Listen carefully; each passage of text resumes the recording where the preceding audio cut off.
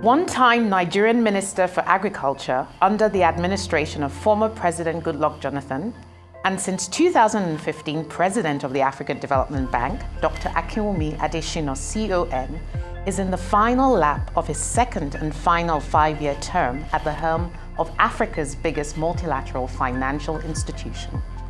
Known to don a signature bow tie, this multilingual global leader has had his plate full in the past decade, leading development finance interventions across Africa's 54 economies and helping to amplify Africa's voice on the global stage in matters ranging from climate change, food security and agriculture, as well as debt relief, youth and women's empowerment, and technological innovation. Under his leadership, the bank's shareholders recently agreed to a 150% increase in the bank's capital, moving it from $93 billion to $208 billion, the largest capital increase in the history of the bank since 1964.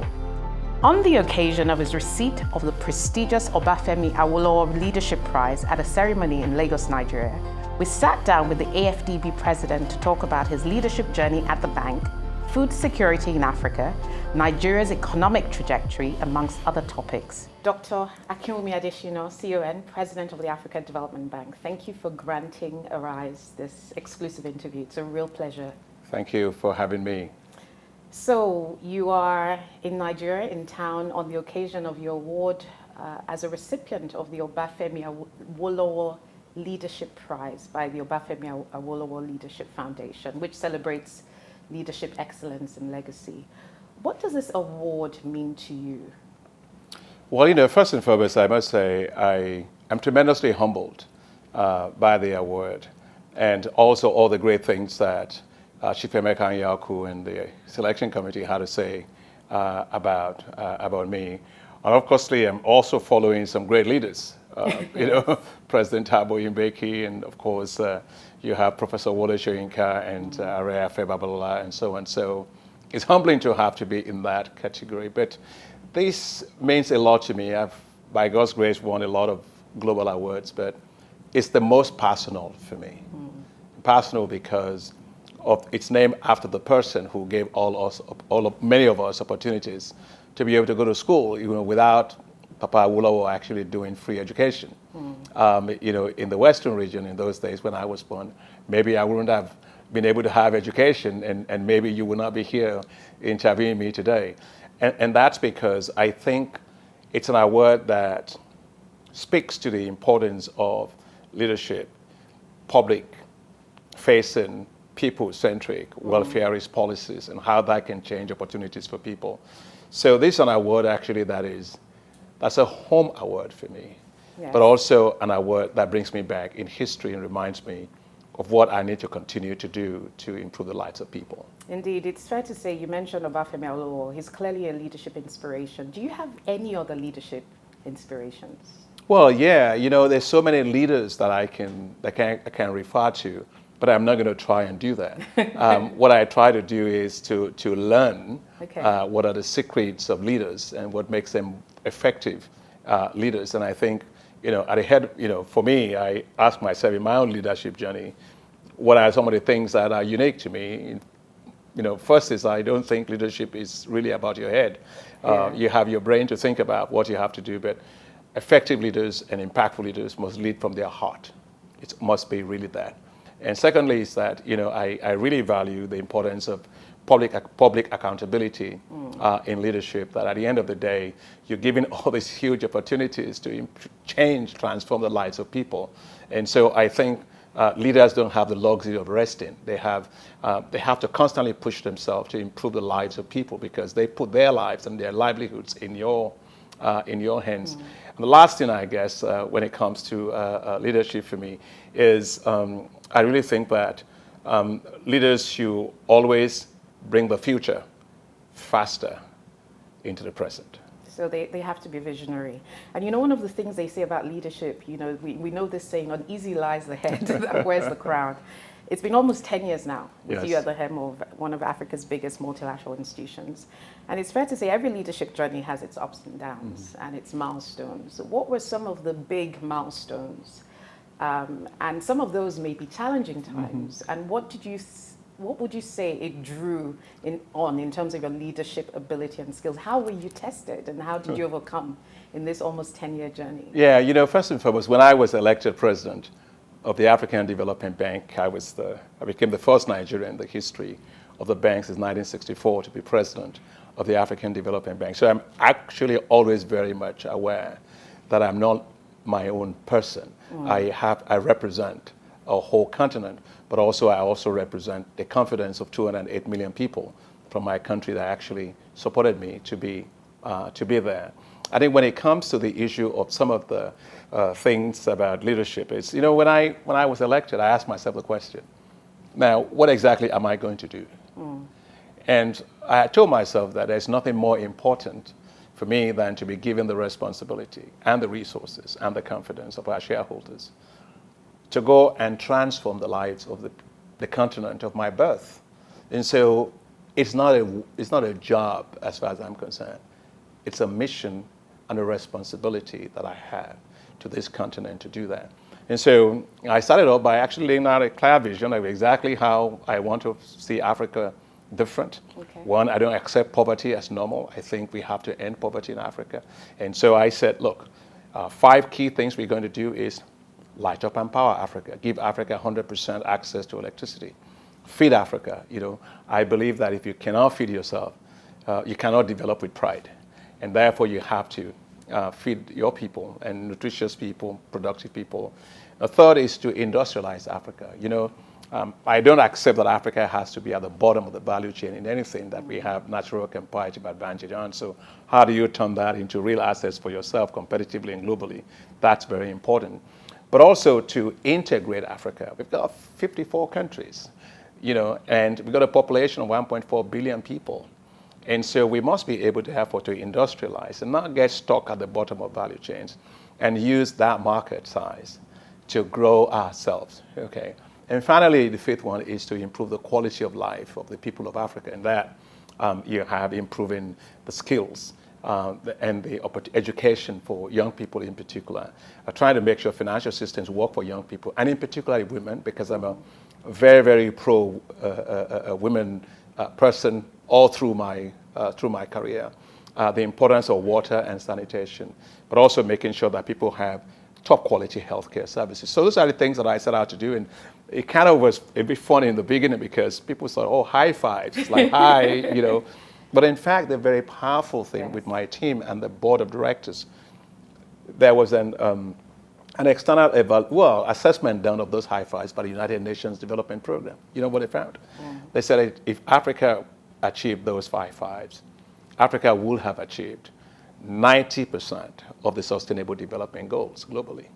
Wow. And they will have achieved 90% of the Agenda 2063 of our heads of state, which is the Africa we want. So we're relentless in making sure that we push for this. In fact, we just developed a new 10-year strategy for the bank.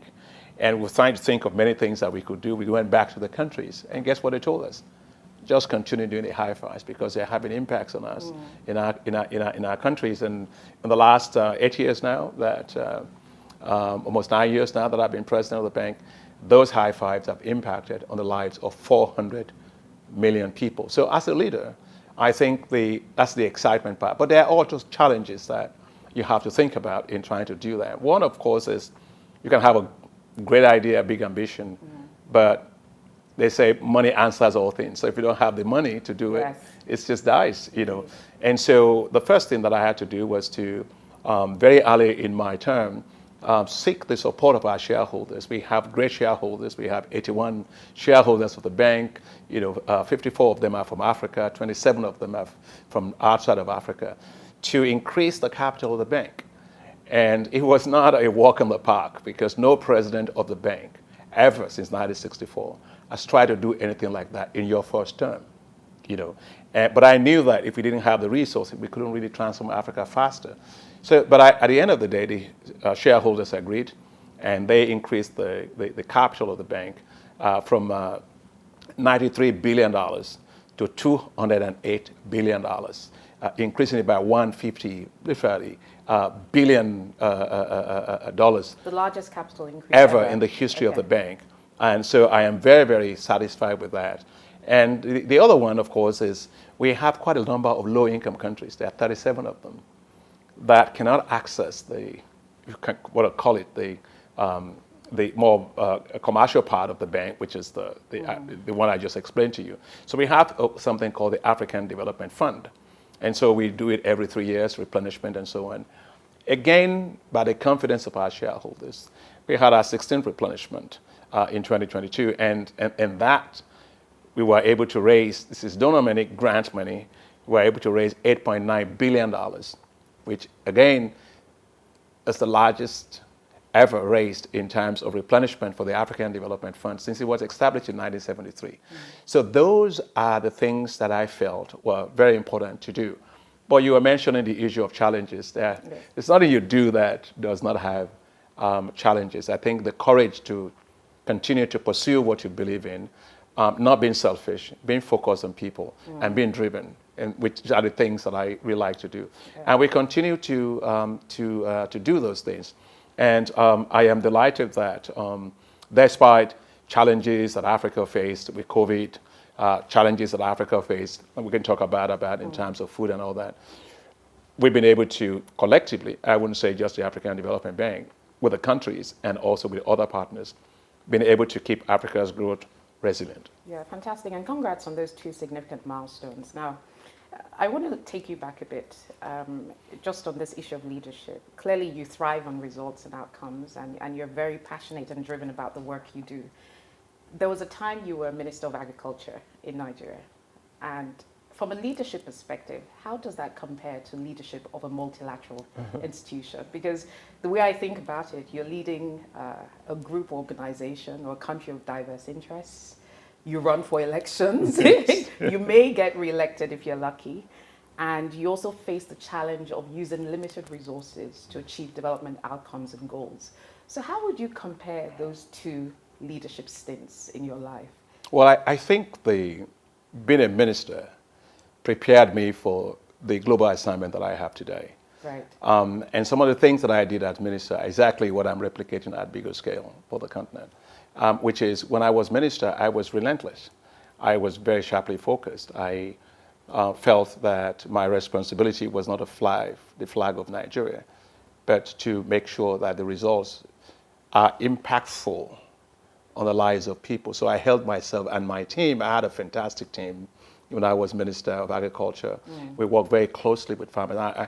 I'm a results-driven person. I think leadership must be all about accountability. You don't have the luxury of ululation. You have the responsibility of execution and delivery and impact at scale. Yes. And so that was what we did. But now, being head of African Development Bank, Africa's premier financial institution, and by the way, the only AAA financial institution rated by global credit agencies in Africa. Well, that means I've got to work with 54 African countries. I have to work with 27 non-African countries. So your ability to listen, your ability to respect people, your ability to manage diversity, your ability to compromise on what needs to be compromised while not losing track of your vision. And sometimes your ability to even get people that may have different views to coalesce around what you think is the right vision, if you actually do believe in what you're doing. So it's a much more, several times more complicated than that. I didn't have to raise money when I was minister. There was a budget allocation. Now I got to raise a lot of money. But I think that I would tell you it gives me great satisfaction because I'll constantly tell my staff and colleagues at the bank that our role. We're sitting there in the boardrooms every time, and we're looking at proposals. For countries and private sector. I always tell myself first, and also have to tell my staff, which they know, is the poor people, or the general people that we represent, they are not in this boardroom, but they are not statistics. And therefore, if you strain your ears enough, you must be able to hear what their feelings are, and you must make sure that when you're making decisions, you have to fast track things. There's no reason why what people should have should always be in the future. It has to be much earlier. And so it's a much complicated and much complex set of challenges that you have to do at that particular level. But I enjoy it because, as I told you, it's not a job. It's a mission for me. And I remember when I was re-elected in 2020 for second term, and I was so happy because I got great support, of course, from President Buhari. He stood behind me here and beside me here, despite the challenges I was facing at that particular time.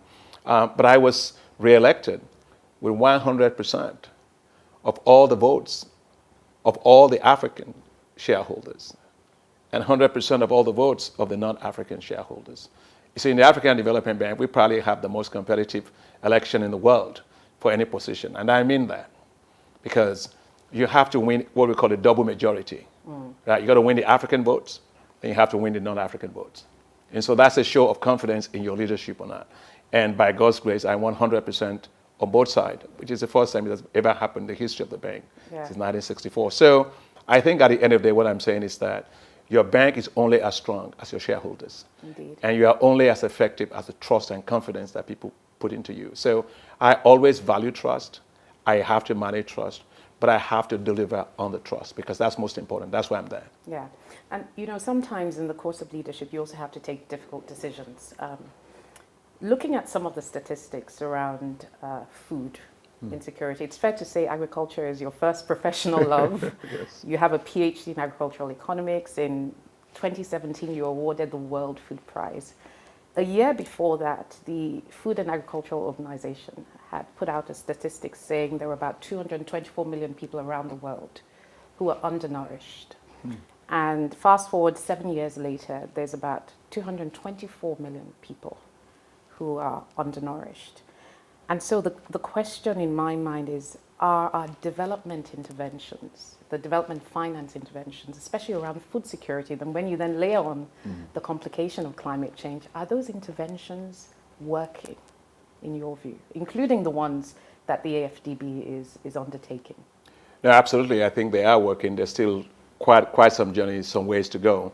But when I was minister here, what I pushed for, which was very successful, was that agriculture is not a way of life. Agriculture is a business. Because 70% of the population live in the rural areas. So if you're ever going to change their lives and trajectories of themselves, their kids, good housing, health, and everything else, you've got to make agriculture a very, very wealthy sector. That way they can get jobs, they can do many things. And that's what I did as Minister of Agriculture, and it worked.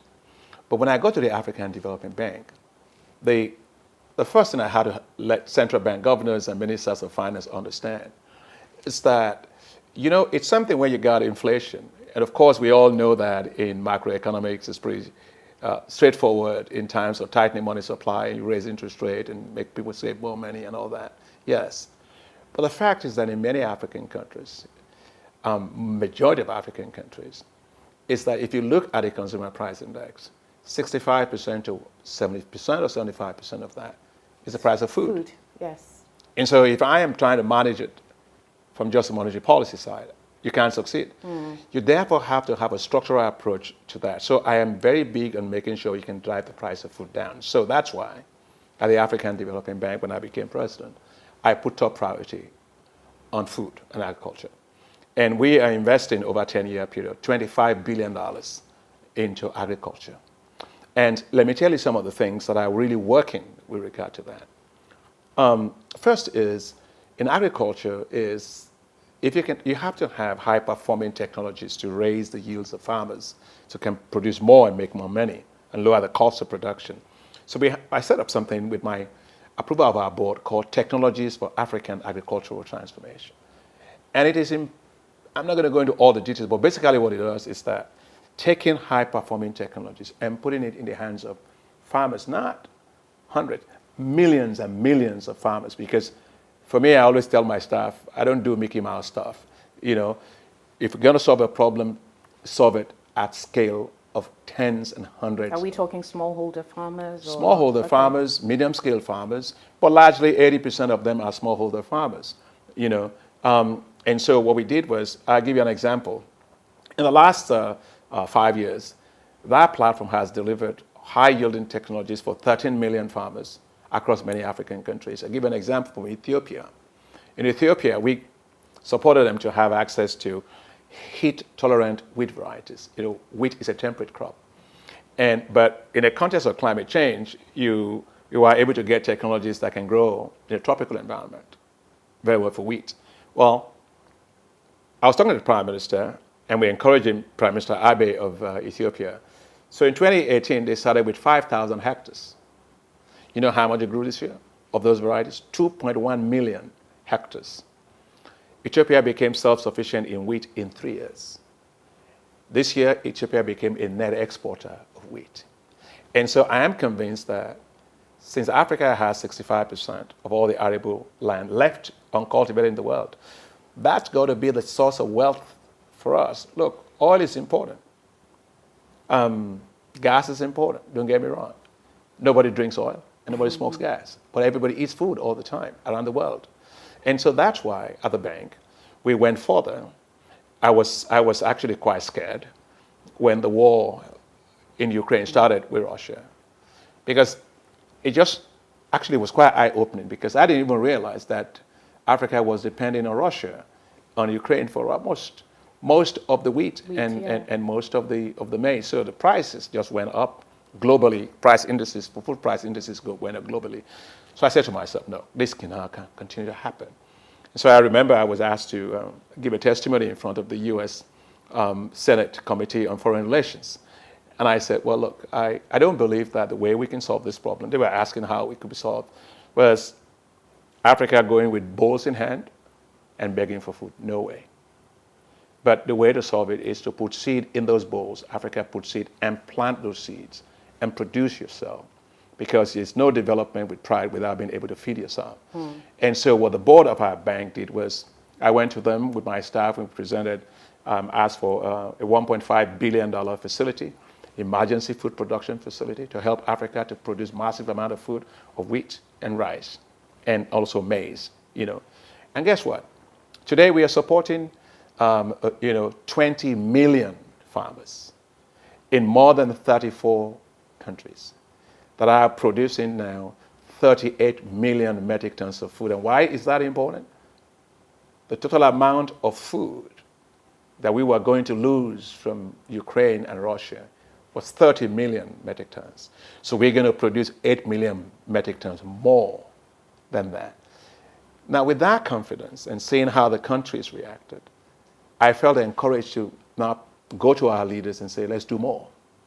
And so I got together with President Macky Sall of Senegal, who was then the chairman of the African Union Commission, African Union, and said, Mr. President, let's go all the way, because short term is short term, structural long term is what's most important.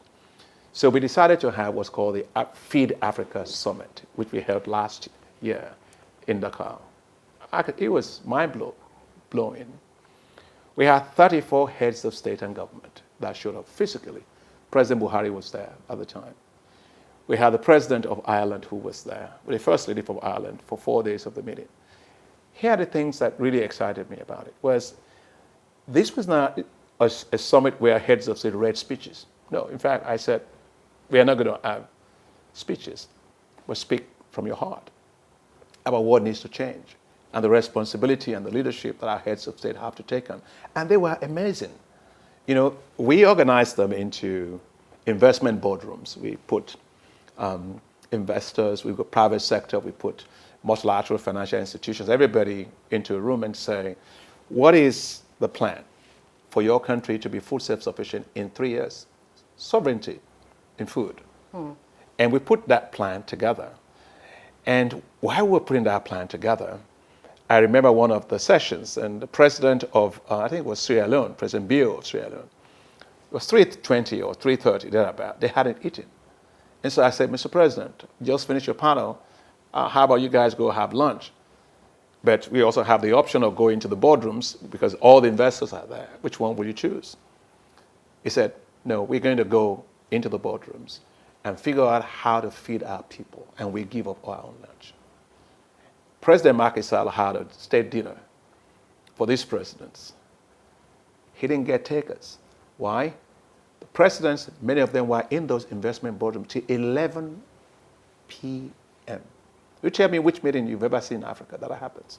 So that tells me that our leaders understand the importance of developing with pride. The neighbor may love you to death, but it's not the job of your neighbor to feed your kids. Yeah, indeed. And so you got to be able to do that. So I'm very proud of that. And, within 72 hours of that meeting, we had raised globally $30 billion to implement those things. And within 6 weeks of that summit, globally, we had worked to raise $72 billion to implement them. And so what I'm trying to say is that, leadership, in my view, dealing with a world of complexity, requires humility. It requires that you manage your ego. It requires that you understand, this is me, that it's not about my flag, and this is what I do, this is what I've done, this is what I've achieved. No, people don't eat your ego. People require us to work together. And that's why the bank, they have a way of leadership principle that I call the baobab principle. And the baobab, is a big, giant African tree. You try to put your hand around a baobab, you can't do it. Yeah. But if I had so many people stretch their hands around a baobab tree, guess what? We can do it. So they know me at the bank, and I am relentless because I am impatient for accelerated development. But you cannot have that if you work alone. You have to work with others. So effectiveness in being able to mobilize people for global action and impact is what matters to me. Indeed. And, one of the areas of leadership as an African continent that some observers may have criticized in terms of Pan-Africanism is around the climate change debate and narrative. And so the question for you is, does Africa have strong enough leadership on climate change as it impacts the continent? COP after COP, the commitments are made. Some would say the elusive $100 billion of funding commitment made by countries in the global north. Around 70% of funding from your institution, AfDB, climate funding goes to climate adaptation to help the continent cope with the effects of climate change. But year after year, we see it here in Nigeria, the rising sea levels, the drought, the food disruptions in the supply chain from all sorts of climate effects. How can we really, at least for the rest of your term, amplify Africa's needs and requirements on the world stage and take more ownership of the solutions for the African continent? Well, climate change is very devastating for the world, but even more devastating for Africa. We didn't cause climate change. Let's be clear about that. Africa accounts for no more than 3% of the global greenhouse gas emissions, but it suffers disproportionately from the negative consequences of it. Today, we lose $7 to $15 billion a year to climate change. And if we do nothing, that trajectory continues. That will easily reach close to $50 billion a year by maybe 2040. And so that's the kind of thing that we're talking about. So when you talk about how we make sure that Africa's voice is heard, I think Africa's voice being heard is not enough. There has to be a vuvuzela on Africa's voice, which is really loud and clear. Africa needs a lot more financial resources to tackle climate change. So, but I don't have the luxury of complaining. My job is to find solutions with my institution and with support of my shareholders. And we are doing that and providing exactly the kind of leadership globally for Africa today on climate change. Let me give you a few examples of that. So adaptation to climate change is what we got to do because we didn't cause climate change. So we have to adapt to the negative consequences of it. Most of that will affect our farmers. That will affect our waters and our streams. It will affect us in many, many, many ways. And so at African Development Bank, as you rightly said, we put 67% right now of our resources into climate adaptation. So helping to support farmers, helping countries to deal with the consequences of climate change. So that's what we do.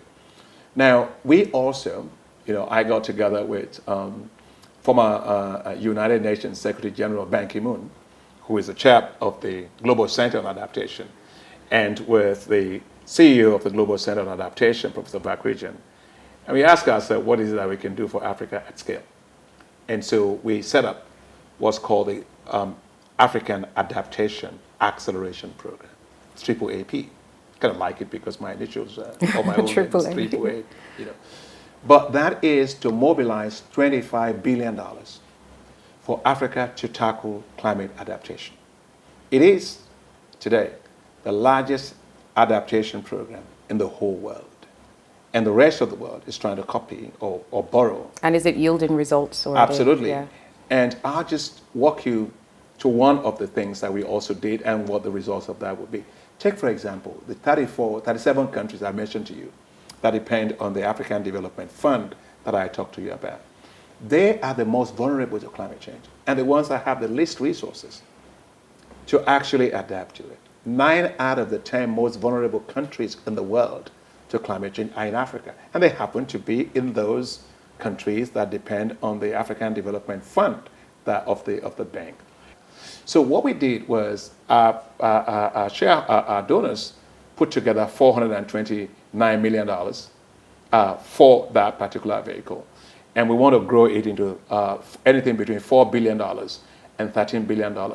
But forget the money. Think about what it will do.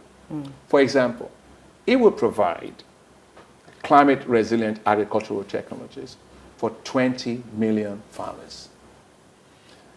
Lack of information in how you actually know when weather patterns are going to change on you and therefore you can make your decision is one of the reasons why most rural populations cannot adapt to climate change. So it will provide climate information to over 20 million farmers and pastoralists across Africa.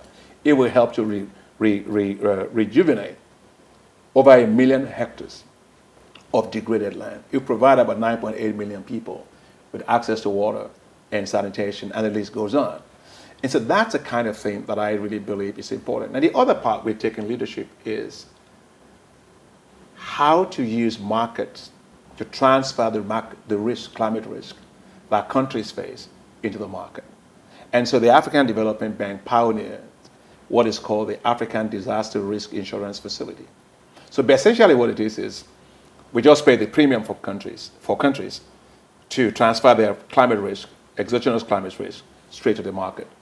And it works. Take, for example, like in Madagascar, it helped them to provide about $12 million, allowed them to be able to support over 2.2 million farmers when they had, you remember the cyclones that hit them, that hit several other countries. It helped in Malawi when they also had droughts. We supported them to be able to support over close to almost 2.5 million farmers with that. Now we are even going a step further, because you mentioned COP, because it's something to have COP, conference of parties, but I always ask myself, the cup should not be empty. The cup should be kind of full. And one of the things that we took there is now what we call the ACRIFA, Africa Climate Risk Insurance Facility for Africa, which is now to mobilize $1 billion to insure every single country against exogenous climate shocks.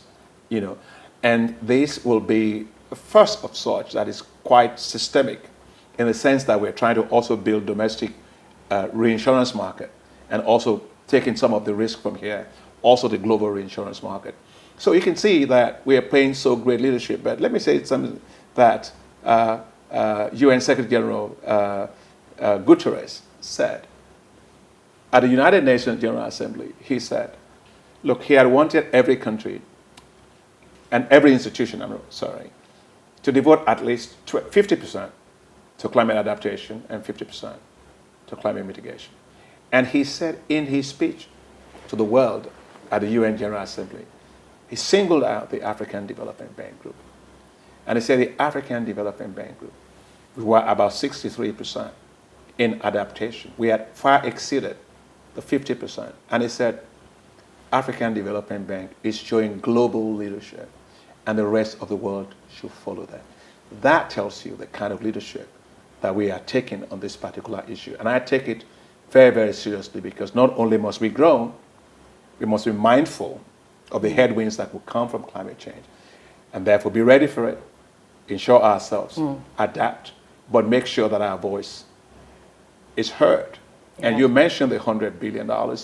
We, the African Development Bank, together with the World Bank, with other multilateral financial institutions that are doing our part to make sure that we, actually by last year, we were very close to that $100 billion, almost $92 billion that we were able to raise collectively in dealing with it. But I know that's success, but that's not the kind of money that we still need. I think we need to have, Africa would certainly need no less than $277 billion a year to be able to fulfill all the things that it committed to do in its independent, nationally determined contributions to a Paris Agreement. So there's quite a lot of ways to still go. But I don't think we will get there unless we increase concessional financing. We also have a lot more money in terms of global finance institution, climate finance institution, and making sure those institutions actually work for the countries. In other words, the least developed and most vulnerable countries. It's not just about adapting in the world of inequality of access to resources. It's moving those resources to the least developed countries that are most vulnerable to climate change because they didn't cause it. Dr. Adesina, I think one would have to be living under a rock if one wasn't aware of the economic challenges that were going on in your own home country, Nigeria. And I guess if I were to ask you what your recommendations would be to our leaders and policymakers here in Nigeria, we're facing what I call the triple trilemma. From a monetary policy perspective, high interest rates, inflation is soaring. Thankfully, we're not in hyper territory yet. And then, of course, there's the FX rate. And as you alluded to earlier, you see the supply side and the fiscal side as well, which also has its own challenges. How would you advise Nigeria's leaders right now to navigate the current difficult economic terrain? Well, I always, as a person, I'm not, I don't spend my time criticizing people. I try my best to see what I can do, or working with others to see how we can help. It's not easy to be a president. It's challenging to be a president. And I feel for President Tinubu, with what he has to deal with on the macroeconomic side, with inflation, with depreciation of the currency, but also depletion of the foreign reserves to be able to do that. It's very, very, very difficult. And so I think, my view, and I came here to see him on the 14th of February, is to rally around and support him to succeed. Because his success is actually our collective success. That's very important. And so, but there are a number of things that we've got to be able to do right. When you go to a medical doctor or somebody doing diagnostics, and they ask you to do a scan, you do a scan, and the scan tells you all the things that are wrong, right? So you can either close your eyes and say, I don't want to see the scan, and you live with the problem, right? Or you look at the scan and say, well, this is what the scan says, and what must I do differently? And that's why I always like the song by Michael Jackson, and I apply it to myself. I'm looking at the man in the mirror, and I'm asking him to change his ways. There are a number of things that we've got to change. First and foremost is that in dealing with the fiscal challenge that we currently have today, I think the government certainly will get our own strong support. They are getting our strong support from the African Development Bank. We have a portfolio today of $4.6 billion in Nigeria. And this year, we expect to have a series of portfolio in Nigeria that we're going to finance worth $1.76 billion, which will include, by the way, $1 billion of support that we are designing today for consideration for our board for budget support for Nigeria. And that will help a lot. In the form of a loan? Yeah, our loans are the cheapest you can ever find. It's almost like grants. So concessionary financing. Extremely concessionary. You pay 1-point-something% on a loan. You pay for 40 years, and you have 10 years moratorium on it. And of course, the reason I ask is because we often talk about debt sustainability. Yeah, yes, absolutely. But what I'm trying to say is that Nigeria needs a lot more concessional financing because, we are overextended. When I say that we now, I'm putting the Nigerian cap on as a citizen. The country is overextended in terms of Eurobonds and external debt and so on. And as your currency depreciates, it means that the cost of financing your debt externally, it's so high, right? And don't forget, at the same time, you still have a lot of domestic debt that you still have to clean up. So I really believe that the issue is we got to change the amount of money that are inflowing into developing countries like Nigeria and others, I'm talking globally, by making sure that we turn a trend that is not a good trend or a worrying trend. You see, like in 2010, the total amount of external debt for Africa, that in terms of concessional debt, Paris Club debt, was probably about 57% of it was concessional loans. Today it's 24%. But more worrying is the flip inside of the commercial loan and Eurobonds, commercial banks and Eurobonds. It used to be 10% at that time. Today it's 44%. Those are short-term loans done by commercial banks that are also high interest rate.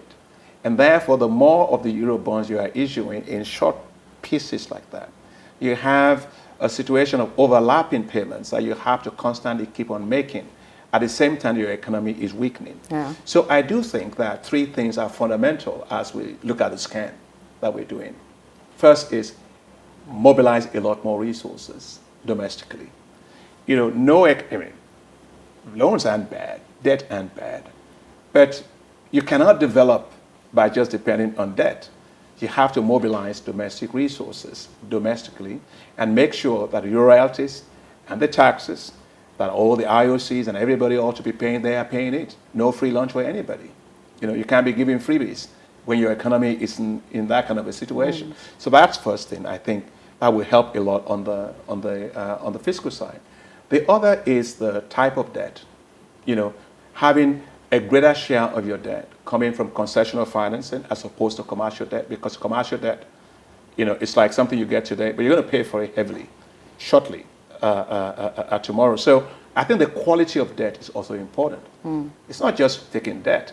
It's taking debt for what? Yeah. And how is that being used? What is the efficiency of the public expenditures for which the debt is being used for? Because you're still going to have to pay for it, right? So that the efficiency argument is very, very important when one looks at the issue of debt. So, I think that for clearly in the case of Nigeria, I know the central bank governor is doing his best, and I really commend him for what they're trying to do on the macroeconomic side to manage inflation. But a big part of the challenge facing Nigeria today is just food. And you can't fix food inflation that you have by your monetary policy. Yes, you need to fit in insecurity, You supply gotta, chains, it's a structural the roads. things you Yes. have to focus on and drive the price of food down. And that's why, for us, when I was speaking with the president about our work in Nigeria, it's what we're doing, about agriculture. You want me to tell you about what we're doing in Nigeria about agriculture for I know food? you just launched a $138 million, $134 million fund for food production. Absolutely, $134 million.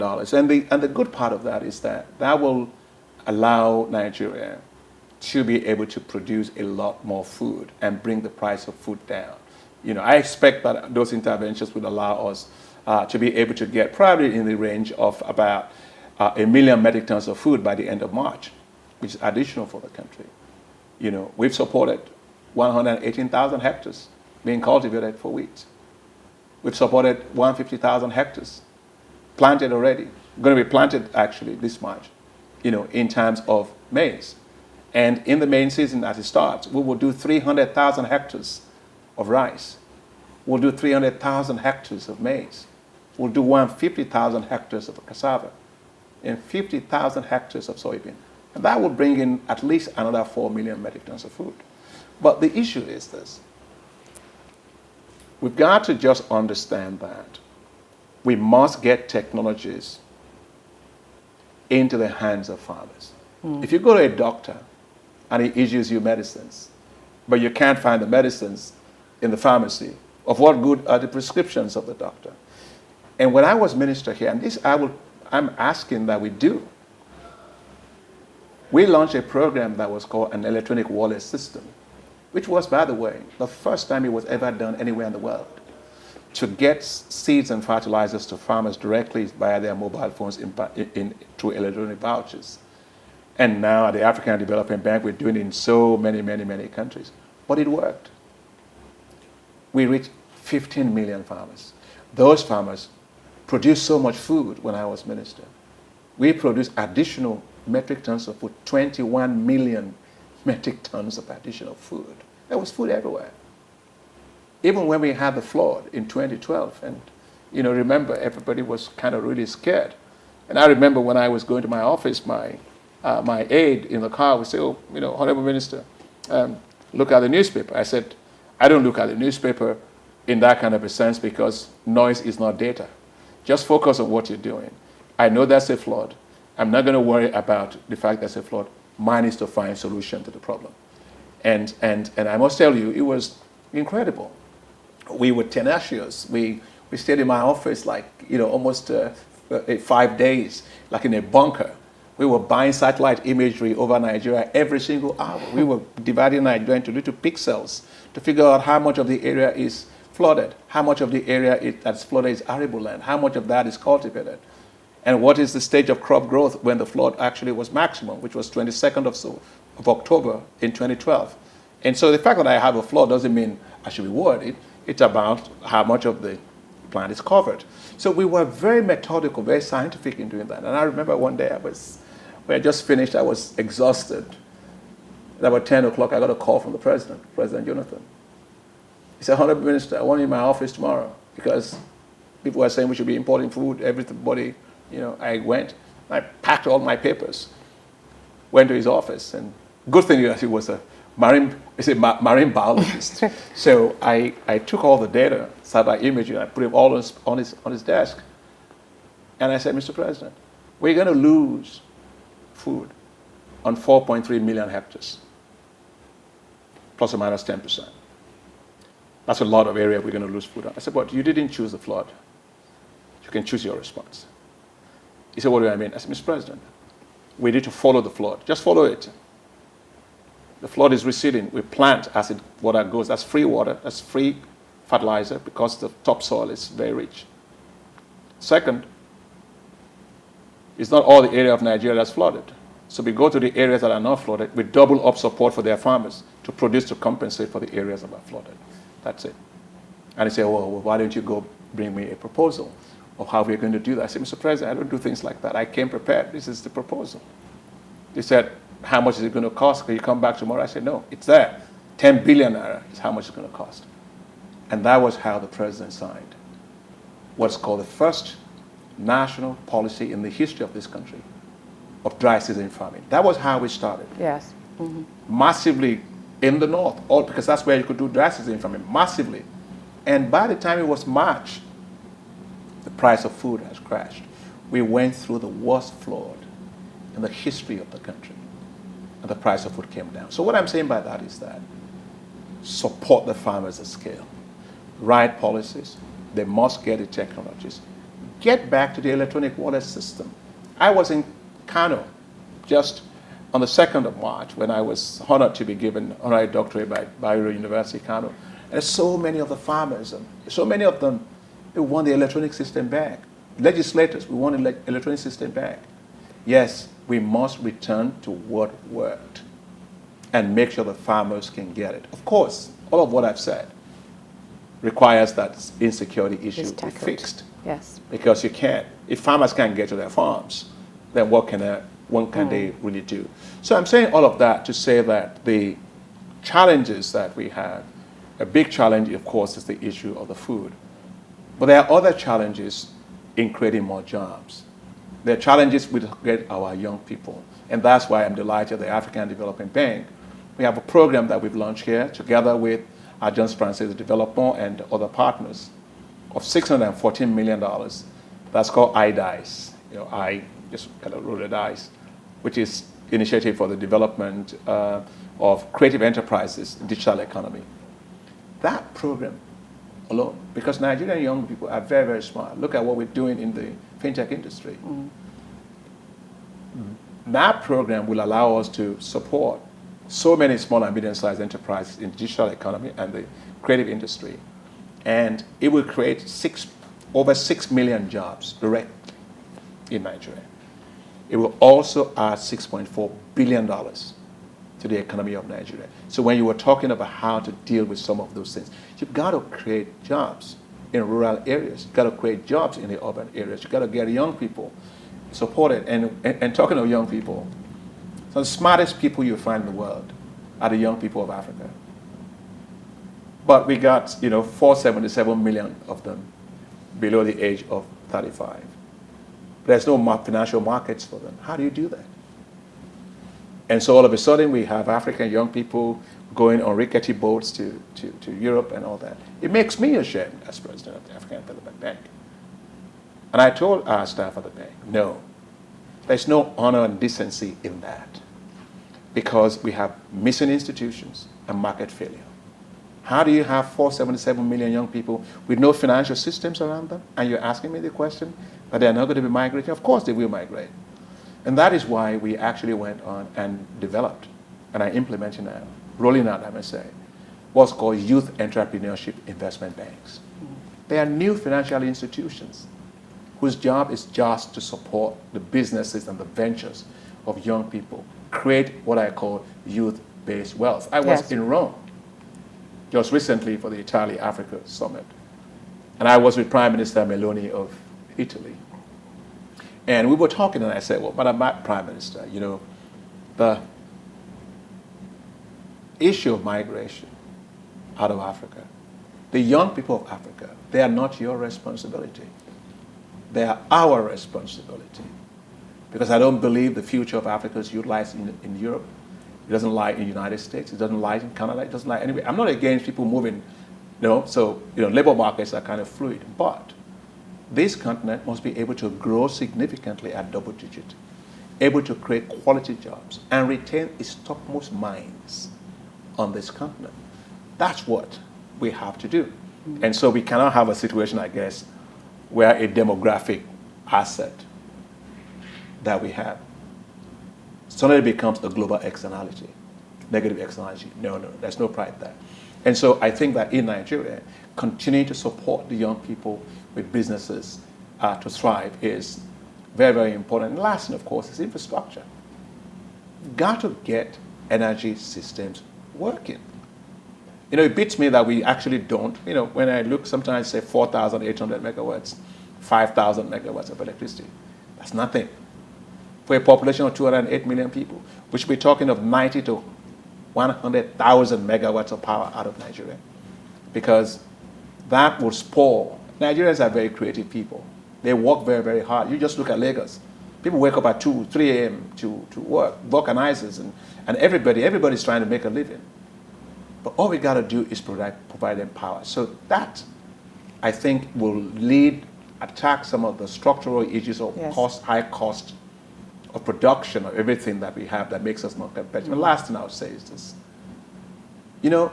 Part of this can, as far as I am concerned, and as a concerned Nigerian, it's the approach that we're taking to earning forex.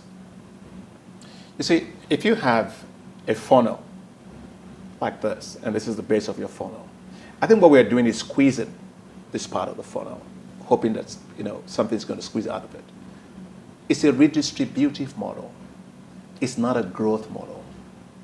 And what we've got to change is the change of mindset. You need more entering that funnel at the top. And the way to do that is to have an outward bound, export-oriented industrial non-oil exports. Industrial manufacturing stance. Yes. Because that means that you got to build integrated platforms on which, whether it's oil and gas, whether it's food and ag, whether it's digital services, whatever those areas, the verticals are, that makes us a global players. I salute what Aliko Dangote is doing. That's the kind of thing we've got to really do. Take a look at, for goodness sake, take a look at South Korea. 2 years ago, South Korea's export was more than $230 billion. They're doing equipment, they are doing all manner of value-added activities. And how much are we earning in terms of forex? Nothing, peanuts. And so we've got to really move, in my view, away from one where we are just sharing very little amount of resources that can only lead to immerization of poverty. to an expansive model that you grow wealth by growing out. You don't win soccer by playing defense. Oh, you need some defense, but you win by playing offense. The rest of the world is for us to take on. So building the right capacity of people, building the right kind of infrastructure, building solid financial institutions that have the financial muscle to do that. And by the way, I'm here, and that's why I'm totally devastated by the loss of Herbert Wigwe. I was at the event yesterday. It's a very devastating loss. Those are the kind of people that have the vision, the drive, the commitment, and a sense of passion and nationalism to make us into who we're supposed to be. And that's myself, like several others.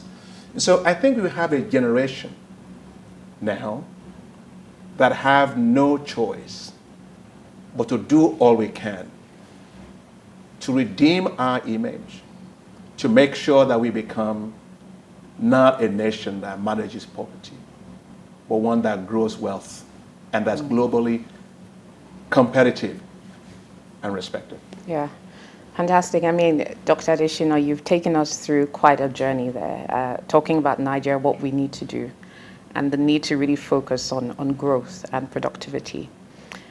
You're in the final lap as we end this interview. You're in the final lap of your second 5-year term. I think you have just about a year or less. I think, yeah. And I'm really glad you mentioned our young people, because we want legacies and leadership that posterity will be grateful for. And I'm glad you also mentioned the late, great Herbert Wigwe, who obviously left a lasting impact and legacy. And may so rest in peace. Incredible man. Indeed. Looking back on your journey and looking forward to the future of the Africa Development Bank and Africa, perhaps taking your high fives as the prism through which you assess your own leadership and achievements, what would you be most proud of looking back on that journey? And what is the legacy that you're leaving for future generations of young Africans, having led this great institution to this point? Well, what I would say that I'll be most pleased with was that I was able to work with, of course, the board of the bank to build a world-class financial institution today. African Development Bank was ranked a year ago as the best multilateral financial institution in the world. It was also ranked as the most transparent financial institution in the world. That's an African institution. I'm most proud of that because it changes the narrative a lot. Second, I'll be most proud of the fact that myself and my staff and the board, we work relentlessly to advance Africa's interests, to make sure that the perception of Africa is changed from that's needing some handouts to one in which it's an investment destination whose assets have to be harnessed. Dr. Akinwumi Adesina, CEO and President of the Africa Development Bank, we wish you the very best with the rest of your term at the bank, and we look forward to seeing what's next and your next chapter. Thank you very much for your time. I was grateful. Thank you. Thank you. Thank you so much. Thank you.